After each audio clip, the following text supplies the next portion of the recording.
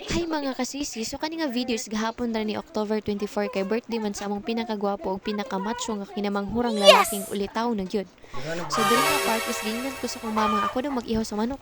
Hala di ingon ko ini balibad ko kay sa una elementary pag ipaihaw ko sa kong mama.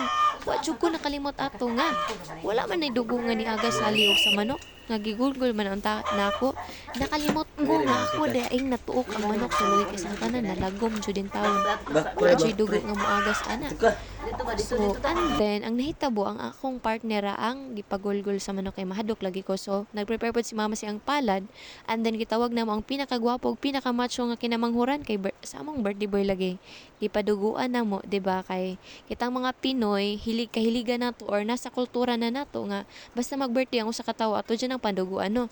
Kay Silvi nagpasalamat ta sa Ginoo nga gihatagan tag another year sa ato ang kinabuhi. So diri nga pa ko nakahibalo nga manipa man dining manok, so dili na ko ni madalag lingkod-lingkod oy ato aning tindugan aron dili ta masipaan sa manok.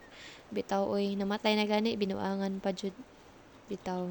So mao to namatay na ang manok, so amo din siyang gilaphawan. Gikuha na namo siya, gibubuan na mag-ininit. So diri akong gibuhat is naglimpyo ra ko sa manok, ako siyang gipanghuhan og balahibo. Pero in reality no, hilig kis nga tanan ta mo kaog balot nga kompleto manggay kis nga tanan na diri himulbulan pa nato, pwede ra man nato ni takang aw ganahan ka ikaw na lay kaon bitaw ay kinahanglan pa natong limpyo pa nato itong mga pagkaon no, kay dapat health kay kabalo naman ta, health is wealth. So mo na diri while naglimpyo mis nakahinomdom mi sa among mga kaagi, and then mao ni gipaluton ko sa papa. Thank you for watching.